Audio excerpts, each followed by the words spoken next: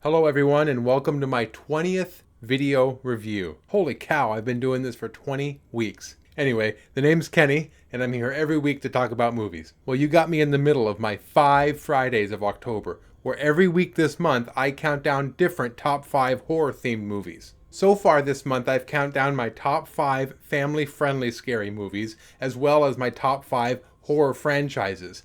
Go ahead and check out those videos. But watch this one first. Then go back and watch those. Then when you're finished with those, come back and watch this video. Just keep watching all my videos. This week I'm counting down my top 5 horror anthologies. Now for those of you who've been following along since I started this channel, you'll know that my very first video happens to be a review of the horror anthology Cat's Eye. You'll have to stick around to find out if that movie actually made it onto my list. Now before we get started, let me give a disclaimer. If whatever you like doesn't make it onto my list, that's okay. Leave it in the comments and we'll talk about it. It doesn't mean that I hate you or that you hate me. We can get through this together. Okay, now for the list. Number 5, Body Bags. John Carpenter. Yes, that John Carpenter plays the coroner who takes us all around the morgue, kind of telling us how each of the dead bodies got there. John Carpenter directed the first 2, and Tobe Hooper, that Tobe Hooper, directed the third story. The first story is by far the best. It's about a gas station attendant who's kind of stalked by some serial killer. And since it was actually directed by John Carpenter, it's very similar to Halloween. Not only in its content, a woman being stalked by some silent killer from Haddonfield, but also stylistically. The overall atmosphere is something that pretty much any Halloween fan will definitely find familiar. Needless to say, this story was excellent. The second story is about some guy who's just obsessed about his thinning hair. He goes to a doctor who prescribes something to help with his hair loss. And this story is not scary. This one's just funny. I mean, the way that this guy just like obsesses about his hair is really funny. He just is absolutely crazy about his hair. And when his hair actually starts growing, it's like this huge head of long, luxurious hair. It's just hilarious. And the story pretty much had me genuinely interested until the end. We find out that his new hair is actually a colony of aliens that takes over his brain.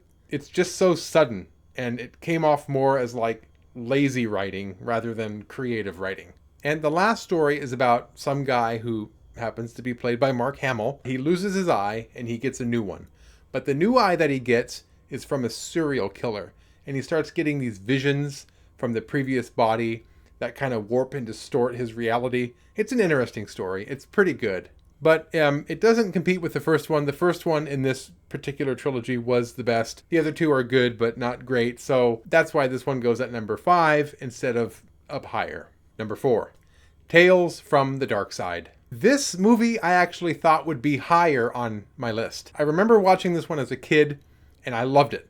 But when I watched it again, I realized the whole movie's good, but I think the reason I thought it was so much better was because the third story is so great. The last story is the one about the gargoyle who makes that guy promise that he'll never tell anybody that it exists. He eventually tells his wife, like 10 years later, but she ends up actually being the gargoyle and kills him.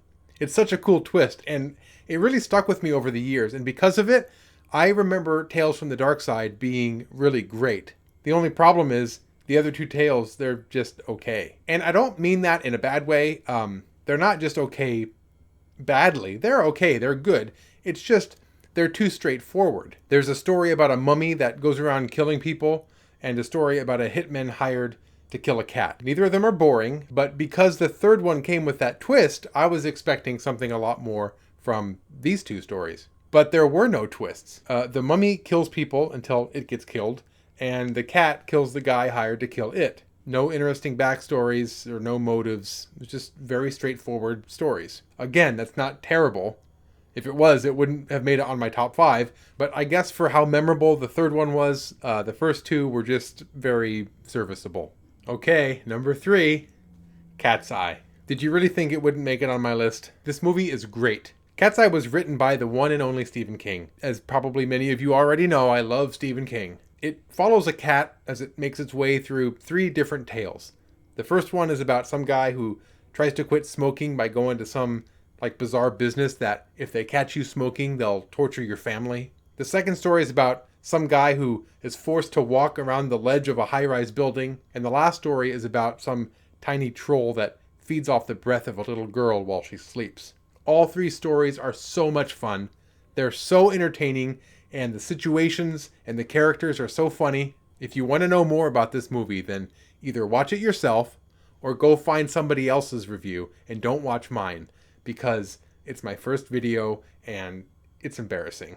Number 2, Tales from the Hood.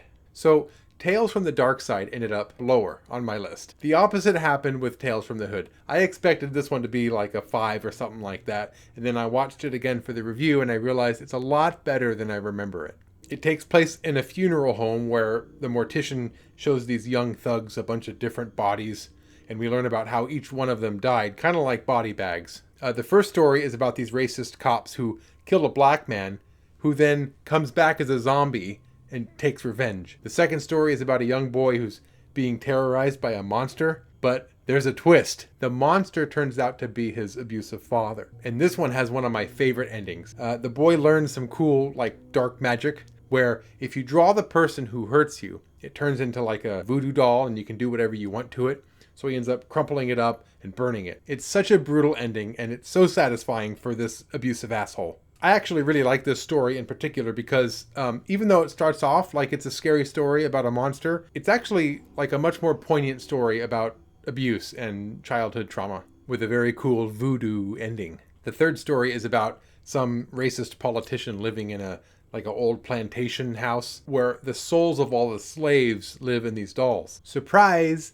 The dolls end up killing the racist. The fourth story is weird. It's like this weird cerebral story about some gang member who gets shot and he's taken to some underground lair where he's punished for murdering people, and he's actually compared to the KKK for like killing so many black people. Anyway, as I go through these stories, you can kind of see how like racism and racial inequalities kind of play a common theme all the way through these stories, which is something that's very relevant still today, unfortunately. But none of that social commentary really takes away from the movie itself. All of these tales, they tell a story first, and the backdrop is kind of the racism or the social commentary, which doesn't really take you out of the moment, and it still tells like a really good, fun horror story. That's not the case for the sequel, though. Tales from the Hood 2 is far more heavy-handed with the racial issues. If you ask me, it takes away from the movie experience. I can't tell if I'm watching a horror movie for fun, or like if this is an assignment for my humanities class about racial injustice. Anyway, the bottom line, stick to the original. Tales from the Hood is my number 2 spot. And before I get to my number 1, here's some honorable mentions. The ABCs of Death. This anthology is a blast. There are 26 different stories, one for each letter of the alphabet.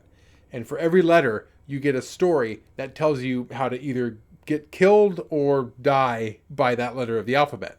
Each story is also by a different director. So you have all these different styles to really enjoy. That makes this so much fun to watch. The problem is there are so many movies that you start to lose track of them, and even the good ones become forgettable. Chillerama. This is basically a porno. Seriously. Just listen to these plots. The first story is about some guy with a low sperm count.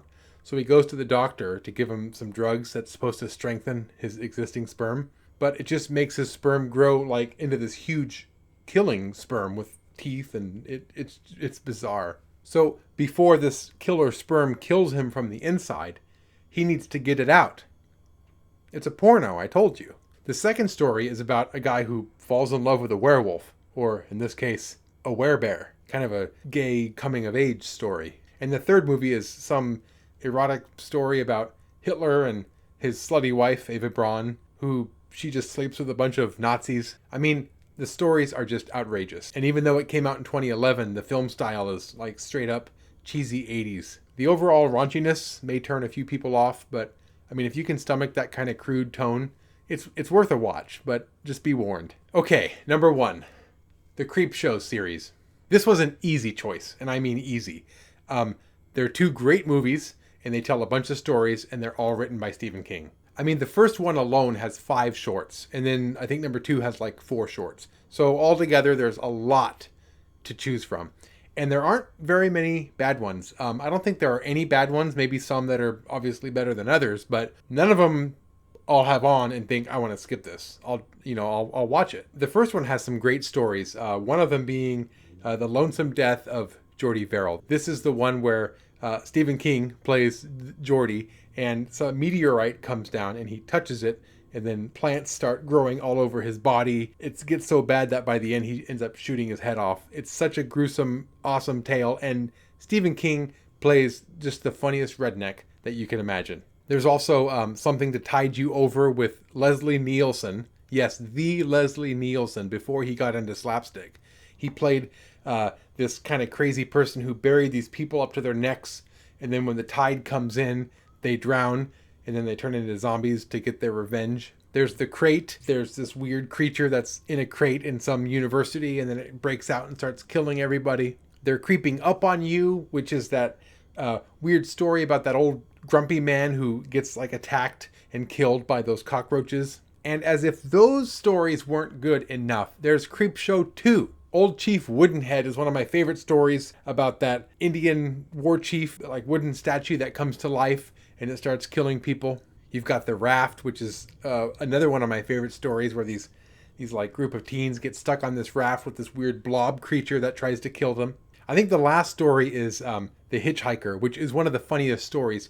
This crazy woman runs over this guy who turns into a zombie to get back at the woman. And the whole time you're supposed to be thinking that the hitchhiker is the bad guy because he's like a zombie, but it's actually like all he's doing is asking for a ride the whole time. And this woman like keeps running him over and trying to kill him again and again. It's hilarious. Like I said, pretty much none of these stories are duds. This is the absolute best horror anthology series, no question. So Halloween's coming up shortly, and I mean, if you want to have some people over, or maybe if you want to have some people over via Skype, we're trying to be safe here, people. It's COVID season. Then maybe anthology movies are the way to go. They're not very distracting, and they're so short that if any one of them are boring, it's over before you know it. So it's fun to go from story to story. And that does it for this week. If you have a problem with my list, go ahead and let my comment section know. Also, go ahead and subscribe.